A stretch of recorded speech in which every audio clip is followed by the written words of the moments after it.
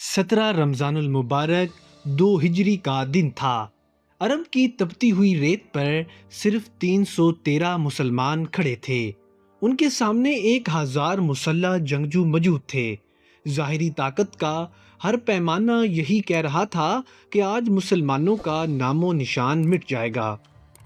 لیکن پھر ایسا کیا ہوا کہ اسی دن تاریخ کا رخ بدل گیا؟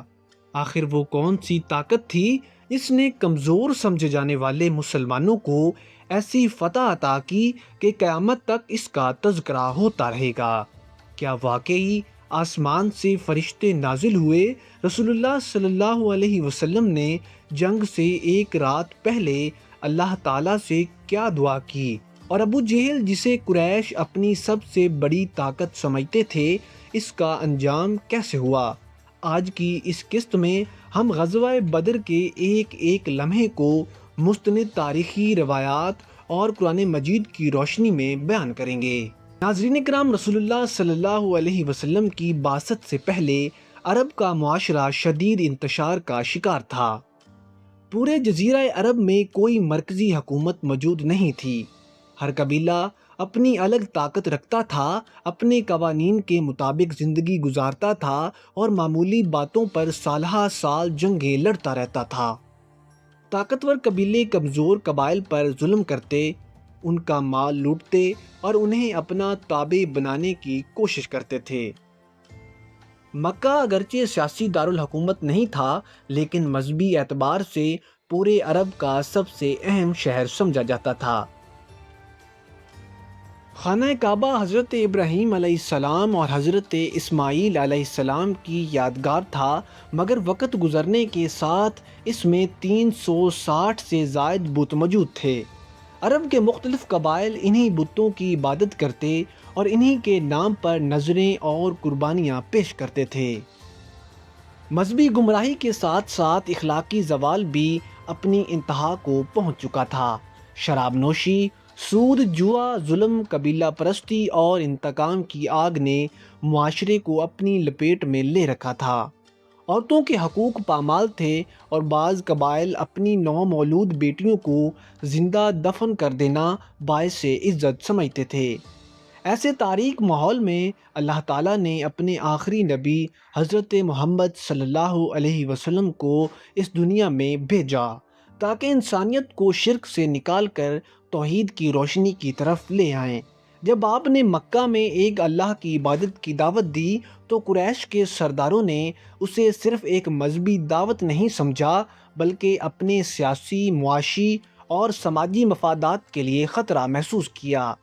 یہی مخالفت آگے چل کر ایسے واقعات کا سبب بنی جن کا نقطۂ عروج غزوہ بدر کی صورت میں سامنے آیا۔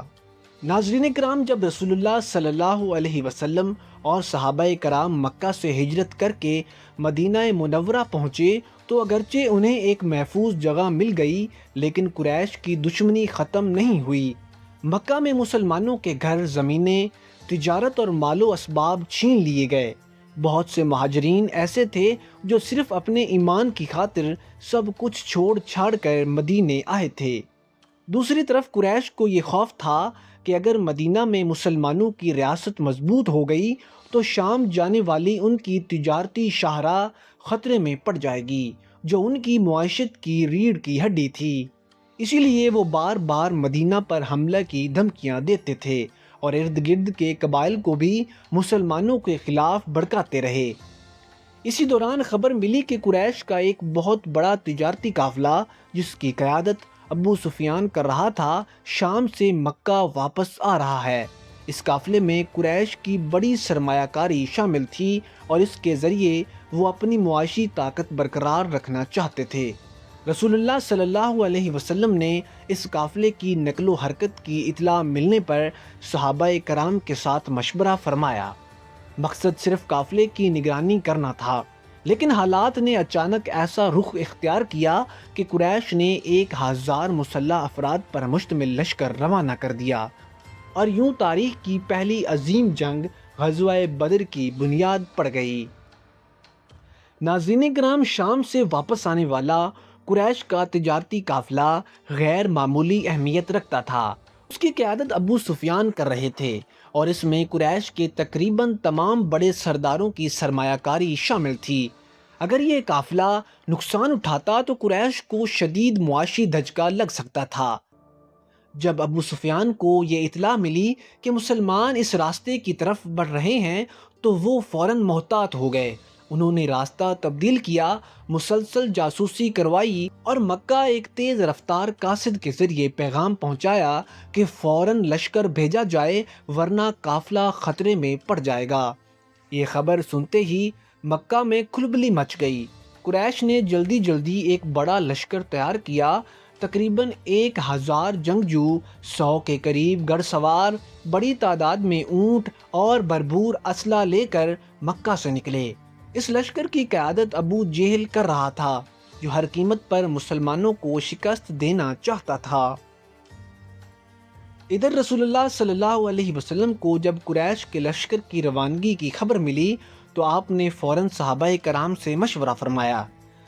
حضرت ابو بکر صدیق، حضرت عمر اور دیگر مہاجر صحابہ نے اپنی وفاداری کا اظہار کیا، لیکن چونکہ مدینہ کے انصار نے بیعت عقبہ کے وقت مدینہ کے اندر حفاظت کا عہد کیا تھا، اس لیے آپ نے ان کی رائے بھی جاننا ضروری سمجھی۔ اس موقع پر حضرت سعد بن معاذ کھڑے ہوئے اور نہایت ایمان افروز الفاظ میں عرض کیا، یا رسول اللہ، اگر آپ ہمیں سمندر میں بھی اترنے کا حکم دیں تو ہم بلا جھجک آپ کے ساتھ اتر جائیں گے، ہم ہرگز آپ کو تنہا نہیں چھوڑیں گے۔ صحابہ کرام کی یہ غیر متزلزل وفاداری سن کر رسول اللہ کا چہرہ مبارک خوشی سے دمک اٹھا۔ آپ نے فرمایا کہ اللہ تعالیٰ نے 2 جماعتوں میں سے ایک پر فتح کا وعدہ فرمایا ہے۔ ناظرین کرام، یہیں سے تاریخ کا وہ سفر شروع ہوا جو میدان بدر میں حق اور باطل کے فیصلہ کن مارکے پر ختم ہوا۔ رسول اللہ صلی اللہ علیہ وسلم نے صحابہ کرام کی آراء سننے کے بعد اللہ تعالیٰ پر بھروسہ کرتے ہوئے مدینہ منورہ سے روانگی کا فیصلہ فرمایا۔ اس وقت مسلمانوں کی تعداد صرف 313 تھی۔ ان میں تقریباً 82 یا 83 مہاجرین، 61 قبیلہ اوس اور 170 کے قریب قبیلہ خزرج کے انصار شامل تھے۔ ان کے پاس صرف 2 گھوڑے اور تقریباً 70 اونٹ تھے، جن پر کئی صحابہ باری باری سوار ہوتے تھے۔ خود رسول اللہ صلی اللہ علیہ وسلم بھی حضرت علی اور حضرت مدثر بن ابی مدثر کے ساتھ ایک ہی اونٹ پر باری باری سفر فرما رہے تھے، جو آپ کی عاجزی اور مساوات کی روشن مثال ہے۔ دوسری طرف مکہ سے نکلنے والا قریش کا لشکر پوری شان و شوکت کے ساتھ بڑھ رہا تھا۔ ان کی تعداد تقریباً 1000 تھی۔ ان کے پاس 100 کے قریب گھوڑے، سینکڑوں اونٹ، وافر اسلحہ اور جنگ کا بھرپور سامان موجود تھا۔ انہیں اپنی تعداد اور طاقت پر مکمل غرور تھا اور ابو جہل بار بار کہہ رہا تھا کہ آج ہم مسلمانوں کو ایسا سبق سکھائیں گے کہ پورا عرب اسے یاد رکھے گا۔ ادھر ابو سفیان اپنے قافلے کو بحفاظت ساحلی راستے سے نکالنے میں کامیاب ہو چکا تھا اور اس نے قریش کو پیغام بھیجا کہ قافلہ محفوظ ہے، اب واپس لوٹ جاؤ۔ بعض سردار واپسی کے حق میں تھے، لیکن ابو جہل نے تکبر سے انکار کرتے ہوئے کہا، ہم بدر پہنچیں گے، وہاں 3 دن قیام کریں گے، کھائیں گے، پئیں گے، جشن منائیں گے تاکہ پورے عرب پر ہماری ہیبت قائم ہو جائے۔ یہی غرور بعد میں ان کی تباہی کا سبب بنا۔ آخر کار دونوں لشکر بدر کے مقام کے قریب پہنچ گئے۔ بدر مدینہ کے جنوب مغرب میں واقع ایک علاقہ تھا جہاں پانی کے کئی کنویں موجود تھے۔ یہ جگہ تجارتی راستوں کے سنگم پر ہونے کی وجہ سے غیر معمولی اہمیت رکھتی تھی۔ مسلمانوں نے حضرت حباب بن منظر کے مشورے پر کنووں کے قریب ایسی جگہ پڑاؤ ڈالا جہاں انہیں پانی تک آسان رسائی حاصل تھی، جبکہ دشمن کو اس سہولت سے محروم رکھا جا سکتا تھا۔ اب دونوں لشکر آمنے سامنے تھے۔ ایک طرف ایمان، اخلاص اور اللہ پر کامل بھروسہ تھا اور دوسری طرف غرور، تکبر اور عدلی طاقت۔ تاریخ کے فیصلہ کن مارکے کے آغاز میں اب صرف چند لمحے باقی تھے۔ ناظرین کرام، جب دونوں لشکر بدر کے میدان میں پہنچ چکے تو رات کا اندھیرا آہستہ آہستہ پورے میدان پر چھا گیا۔ مسلمانوں کی تعداد کم تھی، اسلحہ محدود تھا، جبکہ دشمن ہر اعتبار سے کئی گنا زیادہ طاقتور دکھائی دیتا تھا۔ ظاہری حالات یہ بتا رہے تھے کہ اگلا دن مسلمانوں کے لیے انتہائی کٹھن ہوگا، لیکن اہل ایمان کے دل اللہ تعالیٰ پر کامل یقین سے بھرے ہوئے تھے۔ اسی رات اللہ تعالیٰ نے مسلمانوں پر اپنی خاص رحمت نازل فرمائی۔ قرآن مجید کے مطابق اللہ نے مسلمانوں پر ہلکی سی اونگ طاری کر دی تاکہ ان کے دلوں سے خوف دور ہو جائے اور انہیں سکون حاصل ہو۔ پھر بارش نازل ہوئی جس سے مسلمانوں کا پڑاؤ مضبوط ہو گیا، پانی میسر آ گیا اور وضو و طہارت کا انتظام بھی ہو گیا، جبکہ قریش کی جانب زمین کیچڑ میں تبدیل ہو گئی اور ان کی نقل و حرکت متاثر ہوئی۔ رسول اللہ صلی اللہ علیہ وسلم نے اس رات نہایت عاجزی کے ساتھ اپنے رب کے حضور دعا فرمائی۔ آپ ایک خیمے میں قبلہ رخ کھڑے ہو گئے، دونوں ہاتھ آسمان کی طرف بلند کیے اور دیر تک گریہ و زاری کرتے رہے۔ صحیح احادیث میں آتا ہے کہ آپ بار بار عرض کر رہے تھے، اے اللہ، اگر آج یہ مٹھی بھر جماعت ہلاک ہو گئی تو روئے زمین پر تیری عبادت کرنے والا کوئی باقی نہیں رہے گا۔ اے اللہ، اپنا وہ وعدہ پورا فرما جو تو نے اپنے نبی سے کیا ہے۔ اسی موقع پر اللہ تعالیٰ نے اپنے نبی کو اطمینان بخشا اور وحی نازل فرمائی کہ اللہ تعالیٰ فرشتوں کے ذریعے اہل ایمان کی مدد فرمائے گا۔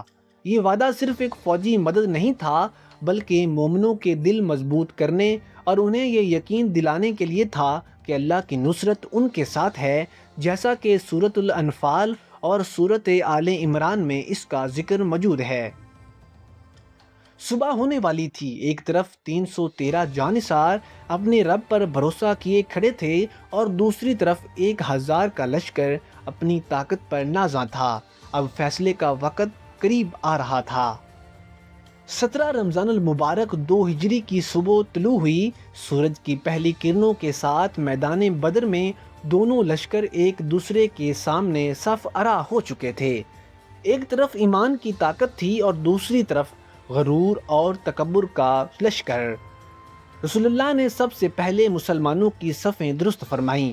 آپ ایک ایک صف کے پاس جا کر صحابہ کرام کو منظم کر رہے تھے۔ آپ کے دستے مبارک میں ایک باریک سا تیر تھا جس سے آپ صفوں کو سیدھا کروا رہے تھے تاکہ کوئی آگے یا پیچھے نہ رہے۔ آپ نے صحابہ کرام کو نصیحت فرمائی، جب تک میں حکم نہ دوں حملہ نہ کرنا، جب دشمن قریب آ جائے تو تیر چلانا اور اللہ کا نام لے کر ثابت قدم رہنا۔ اس کے بعد رسول اللہ صلی اللہ علیہ وسلم اپنے خیمے کی طرف تشریف لے گئے۔ حضرت ابوبکر صدیق بھی آپ کے ساتھ موجود تھے۔ آپ مسلسل اللہ تعالیٰ سے فتح اور نصرت کی دعا کرتے رہے۔ ادھر قریش کے لشکر سے 3 بڑے سردار میدان میں نکلے۔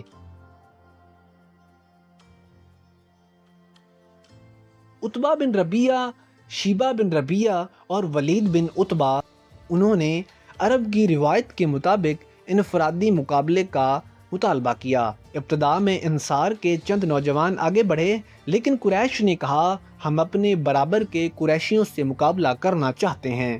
تب رسول اللہ صلی اللہ علیہ وسلم نے فرمایا، اے حمزہ کھڑے ہو جاؤ، اے علی تم بھی اٹھو، اور اے عبیدہ بن حارث آپ بھی آگے بڑھیں۔ حضرت حمزہ، حضرت علی اور حضرت عبیدہ بن حارث میدان میں اترے۔ حضرت علی کا مقابلہ ولید بن عتبہ سے ہوا اور چند ہی لمحوں میں حضرت علی نے اسے جہنم واصل کر دیا۔ حضرت حمزہ نے شیبہ بن ربیعہ پر ایسی کاری ضرب لگائی کہ وہ بھی زمین پر گر پڑا۔ تیسرے مقابلے میں حضرت عبیدہ بن حارث اور عتبہ بن ربیعہ دونوں شدید زخمی ہوئے۔ اسی دوران حضرت علی اور حضرت حمزہ فوراً آگے بڑھے اور عتبہ کو بھی قتل کر دیا۔ پھر حضرت عبیدہ کو اٹھا کر مسلمانوں کے لشکر میں لے گئے۔ یہ تینوں مقابلے ختم ہوتے ہی قریش کے لشکر پر خوف طاری ہونے لگا، جبکہ مسلمانوں کے حوصلے پہلے سے کہیں زیادہ بلند ہو گئے۔ اب دونوں لشکر پوری قوت کے ساتھ ایک دوسرے کی طرف بڑھنے لگے اور تاریخ کا عظیم ترین معرکہ اپنے فیصلہ کن مرحلے میں داخل ہو گیا۔ میدان بدر تلواروں کی چھنگار، گھوڑوں کی ٹاپوں اور تکبیر کی بلند آوازوں سے گونج اٹھا۔ رسول اللہ صلی اللہ علیہ وسلم نے اس موقع پر صحابہ کرام کو فرمایا، اٹھو، اس جنت کی طرف بڑھو جس کی وسعت آسمانوں اور زمین کے برابر ہے۔ یہ الفاظ سنتے ہی صحابہ کرام کے دلوں میں شوق شہادت موجزن ہو گیا۔ ہر مجاہد یہ چاہتا تھا کہ وہ اللہ کی راہ میں اپنی جان قربان کر کے جنت کا مستحق بنے۔ اسی دوران رسول اللہ نے ایک مٹھی کنکریاں اٹھائیں اور قریش کی طرف پھینکتے ہوئے فرمایا، ان کے چہرے بگڑ جائیں۔ قرآن مجید نے بعد میں واضح فرمایا کہ حقیقت میں یہ اللہ تعالیٰ کی مدد تھی۔ سورۃ الانفال میں اللہ تعالیٰ نے اس کا ذکر یوں فرمایا، اور آپ نے نہیں پھینکا جب آپ نے پھینکا بلکہ اللہ نے پھینکا۔ جنگ اپنے عروج پر تھی۔ اللہ تعالیٰ نے اپنے وعدے کے مطابق فرشتوں کے ذریعے مسلمانوں کی مدد فرمائی۔ قرآن مجید میں ارشاد ہوتا ہے، میں 1000 فرشتوں سے تمہاری مدد کرنے والا ہوں جو مسلسل ایک دوسرے کے بعد آئیں گے۔ یہ مدد سب سے بڑھ کر اہل ایمان کے دل مضبوط کرنے اور انہیں ثابت قدم رکھنے کے لیے تھی، اور اللہ کی نصرت کا یقین ان کے حوصلوں میں اضافہ کر رہا تھا۔ دوسری طرف قریش کا سب سے بڑا سردار ابو جہل مسلسل مسلمانوں پر حملے کی ترغیب دے رہا تھا، لیکن اللہ تعالیٰ نے اس کے انجام کا وقت مقرر کر دیا تھا۔ 2 کم عمر انصاری نوجوان حضرت معاذ اور حضرت معوذ ابو جہل کو تلاش کرتے ہوئے اس تک پہنچے اور نہایت بہادری سے اس پر حملہ کیا۔ وہ شدید زخمی ہو کر زمین پر گر پڑا۔ جنگ کے اختتام کے بعد حضرت عبداللہ بن مسعود اسے تلاش کرتے ہوئے اس کے پاس پہنچے۔ ابو جہل ابھی زندہ تھا مگر آخری سانسیں لے رہا تھا۔ اس نے تکبر کے ساتھ گفتگو کی، لیکن حضرت عبداللہ بن مسعود نے اس کا خاتمہ کر دیا۔ رسول اللہ صلی اللہ علیہ وسلم کو جب اس کی ہلاکت کی خبر دی گئی تو آپ نے فرمایا، یہ اس امت کا فرعون تھا۔ ابو جہل کے مرنے کے بعد قریش کے لشکر کے حوصلے ٹوٹ گئے، ان کی صفیں بکھر گئیں اور وہ میدان چھوڑ کر بھاگنے لگے۔ مسلمانوں نے اللہ کے فضل سے ایسی تاریخی فتح حاصل کی جس نے پورے عرب کو حیران کر دیا۔ ناظرین کرام، جب سورج غروب ہونے لگا تو میدان بدر میں جنگ ختم ہو چکی تھی۔ اللہ تعالیٰ نے مسلمانوں کو ایسی عظیم فتح عطا فرمائی جس کا تصور بھی بہت سے لوگوں نے نہیں کیا تھا۔ صرف 313 مسلمانوں نے تقریباً 1000 کے لشکر کو شکست دے دی۔ اس جنگ میں قریش کے 70 افراد قتل ہوئے، جن میں ابو جہل اور دوسرے بڑے سردار شامل تھے، جبکہ تقریباً 70 افراد قیدی بنائے گئے۔ دوسری طرف مسلمانوں کے صرف 14 صحابہ کرام نے جام شہادت نوش کیا، جن میں 6 مہاجرین اور 8 انصار شامل تھے۔ یہ عظیم ہستیاں اسلام کی پہلی بڑی جنگ کے اولین شہداء بنیں۔ جنگ کے بعد رسول اللہ صلی اللہ علیہ وسلم نے قیدیوں کے بارے میں صحابہ کرام سے مشورہ فرمایا۔ حضرت ابو بکر صدیق کی رائے تھی کہ فدیہ لے کر انہیں رہا کر دیا جائے، جبکہ حضرت عمر بن خطاب کی رائے تھی کہ اسلام کے سخت دشمنوں کو سزا دی جائے۔ رسول اللہ صلی اللہ علیہ وسلم نے حالات کو دیکھتے ہوئے فدیہ لے کر اکثر قیدیوں کو رہا کرنے کا فیصلہ فرمایا، لیکن یہاں اسلام کی عظمت ایک بار پھر دنیا کے سامنے آئی۔ رسول اللہ صلی اللہ علیہ وسلم نے حکم دیا کہ قیدیوں کے ساتھ حسن سلوک کیا جائے۔ صحابہ کرام خود کھجوریں کھایا کرتے تھے مگر اچھی روٹی اپنے قیدیوں کو پیش کرتے تھے۔ جو قیدی فدیہ ادا کرنے کی استطاعت نہیں رکھتے تھے مگر پڑھنا لکھنا جانتے تھے، ان میں سے بعض کو یہ ذمہ داری دی گئی کہ وہ مدینہ کے 10 مسلمان بچوں کو پڑھنا لکھنا سکھائیں، پھر انہیں آزاد کر دیا جائے گا۔ ناظرین کرام، غزوہ بدر صرف ایک جنگ نہیں تھی بلکہ یہ اسلام کی تاریخ کا فیصلہ کن موڑ تھا۔ اس فتح کے بعد مدینہ کی اسلامی ریاست مضبوط ہوئی، مسلمانوں کا حوصلہ بلند ہوا اور عرب کے قبائل نے پہلی مرتبہ محسوس کیا کہ یہ جماعت معمولی نہیں بلکہ اللہ تعالیٰ کی نصرت اس کے ساتھ ہے۔ اللہ تعالیٰ نے خود قرآن مجید میں اس دن کو یوم الفرقان یعنی حق اور باطل میں فیصلہ کرنے والا دن قرار دیا۔